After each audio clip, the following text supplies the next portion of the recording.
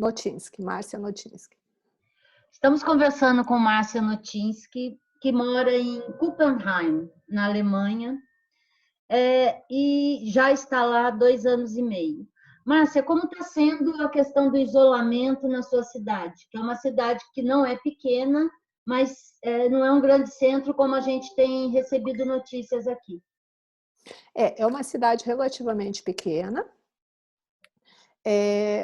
mas assim, tem um grande assim, centro comercial, vamos pensar, porque é uma cidade pequena que abriga uns 5 supermercados grandes. E tem uma rua com vários comércios e parques, né? Tem alguns parques grandes, e a quarentena começou, né, a partir de março com alguns passos, não foi tudo de uma vez só. Mas todos os passos foram rigorosamente seguidos. Então, assim, primeiro, né, reuniões com mais de 100 pessoas, não poderia ter nenhum evento, foi respeitado. Aí, alguns dias depois, foram fechamento dos parques, as pessoas não poderiam se reunir em grupos, fechado.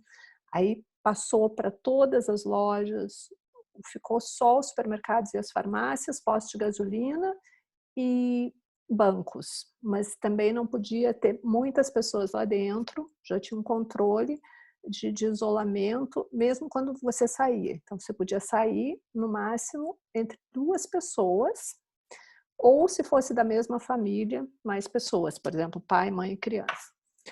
E o discurso é muito coeso entre os órgãos da saúde, entre a chanceler, entre o presidente. Então, falam a mesma linguagem. A mídia é só assim, o protagonismo da mídia existe, claro, todos os jornais só falam disso, mas baseado num discurso que tem um organismo, né, próprio. Então, tem funcionado, as pessoas entendem, mesmo a parte que a gente vê aí no Brasil, né, das igrejas que ficaram muito incomodadas com o isolamento social e com o fechamento das igrejas, aqui eles colocam diariamente algum padre, algum pastor, para falar da importância do isolamento. Então, o discurso é coeso. Na sua cidade, quantos casos foram relatados e se houve alguma morte também teve nessa região? Olha, aqui a gente considera não só a minha cidade, eles não falam para a cidade, eles falam por o nome da cidade maior que tem aqui, se chama Rastatt. Então, é o distrito de Rastatt e a minha cidade está acoplada a isso.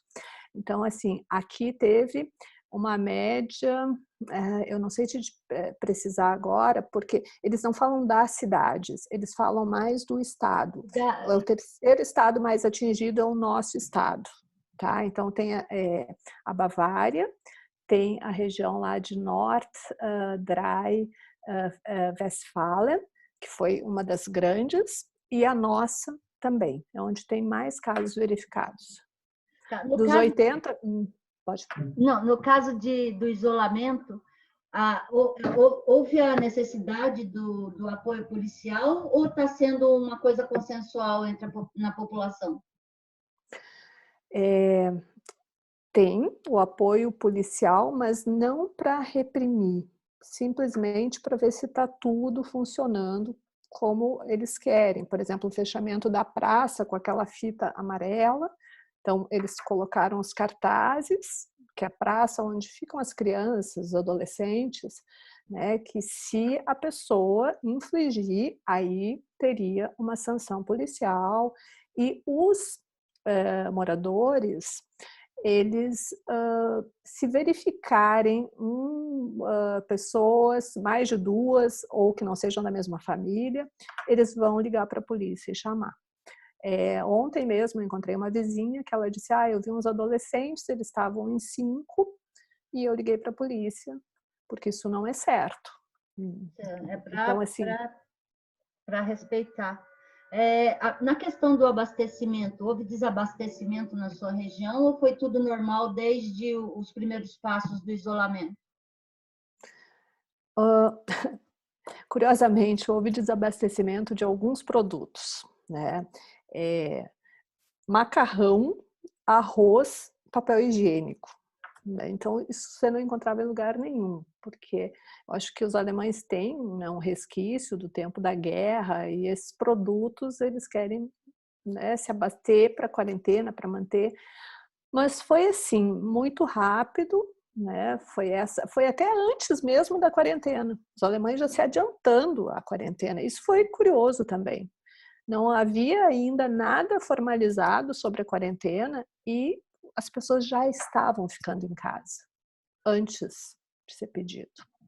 Porque aqui a gente tem muito perto o que está acontecendo na Itália e na Alsácia, né? Então, assim, nem precisa alguém vir te falar. Tá sendo, né, algo assim que nós temos a vivência. Então, quando fecharam a fronteira da França conosco, que é só o rio que separa, né, o Reno que nos separa. Ali, quando a França fechou a fronteira, você já começa a ver um movimento estranho dos dois lados. E a gente viu que a coisa era séria. E quando a chanceler, que não dá nenhuma entrevista, assim, que não é que ela não dá uma entrevista, ela não fala, ela não faz pronunciamentos públicos na TV. Ela está há 14 anos no poder, e essa primeira vez, fora Natal, Ano Novo, ela costuma falar no Ano Novo, desejar Feliz Ano Novo, tal, para os alemães, mas ela não fala diretamente. Então é a primeira vez em 14 anos. Então todo mundo sabe que a coisa é séria. Né? Parecia assim um acontecimento, as pessoas pararam na frente da televisão para ouvi-la falar. E ela começa já o discurso falando: eu venho aqui para falar uma coisa séria, isso é muito sério. Então ali bastou. No outro dia, o comportamento do alemão já era outro. Já não existia mais o alemão do dia anterior. Foi um fechamento, assim, em si, um silêncio. Era uma coisa, realmente tocou, né? E ninguém passou ali incólume por aquele discurso da Angela. E aí passou o tempo, né? A semana passada veio o presidente, que é o representante, ele tem um papel representativo, mas ele fala a mesma coisa. O ministro da Saúde, que é um jovem, super jovem, tem 39 anos, ele também, né, corrobora o discurso, todos alinhados, né? Tem algo assim, não tem assim uma dúvida, plantar uma dúvida que não é grave, não, é muito grave, é muito sério. E já se começa a falar numa abertura, de sair gradualmente do isolamento ou ainda não? Sim, agora, semana passada, né, a Angela Merkel falou novamente sobre uma abertura muito cautelosa, ainda mantendo o isolamento social, ainda mantendo a maioria das grandes lojas fechadas, vai abrir pequenos comércios, mas não pode ter mais de 2, 3 pessoas dentro, né? Lojas com menos de 800 metros quadrados podem abrir. Mas assim, não pode formar fila na rua, e tem que ter todo o equipamento de higiene. Então tem que ter, para as pessoas entrarem, a higienização das mãos, tem que estar de máscara. Então tem algumas coisas. E não é assim, ela fala, não vai ter uma punição, não é uma obrigação, mas é uma recomendação, e uma recomendação importante. Só que aí ela fala e a recomendação meio que vira uma lei. No outro dia as pessoas arranjaram máscaras, todo mundo está de máscara. E o meu marido trabalha numa empresa que, quando começou na França, né, eles ficar mais sério, eles perguntaram para os funcionários: como sabem que a gente está aqui na divisa, se tínhamos estado na região da Alsácia. E ele falou que sim. E bastou isso. Ele falou que sim, 15 dias de quarentena. Porque nós dois tínhamos estado lá. Então, nós começamos a quarentena antes. E aí eles já mandam um equipamento agora, quando ele voltar, porque daí ele tirou férias, aí recebe já a máscara, aquela, tem um número, né? Cada máscara tem uma certificação que protege mais, e aí os cuidados, um spray de higiene, de higienização. Então, para voltar para o trabalho, também tem assim, uma série de normas para ele seguir para poder voltar. Você é psicanalista, assim, então você trabalha na área de saúde mental. Você tem observado entre as pessoas que você convive um baqueamento maior nessa época, ou é um enfrentamento de vamos superar? Olha, Lu, eu trabalho com pessoas que moram aqui na Europa, então eu tenho uma paciente que mora na França, tem outra que mora na Dinamarca, uma de Portugal, e a experiência aqui na própria Alemanha. O sofrimento psíquico que eu tenho visto é no Brasil. No Brasil. Ou das pessoas que têm conexões muito fortes com o Brasil, que têm familiares no Brasil, moram aqui. Assim, a preocupação maior é com o Brasil. Porque, de alguma forma, num discurso do presidente aqui, o o nome dele, Frank-Walter Steinmeier, ele vai até a TV e fala assim: eu só quero pedir para vocês paciência e solidariedade. Eu sei que vocês estão apreensivos com a parte econômica, mas disso nós vamos cuidar para vocês. Então nós estamos aqui, nós somos políticos para isso.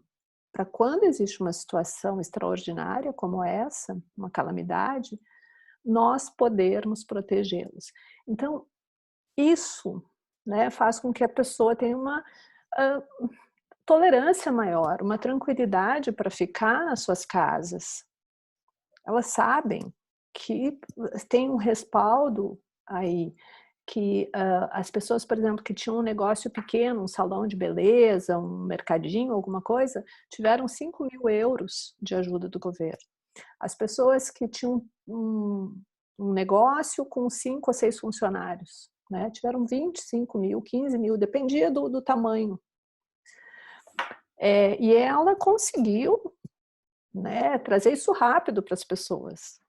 Não foi como aconteceu aí no Brasil, que as pessoas ficaram semanas esperando R$600, e aí a maioria começou a abortar a quarentena, o isolamento social, porque elas não recebiam. Então até foi uma estratégia do governo, né, para apertar os prefeitos, apertar os governadores, não dar esse dinheiro para as pessoas.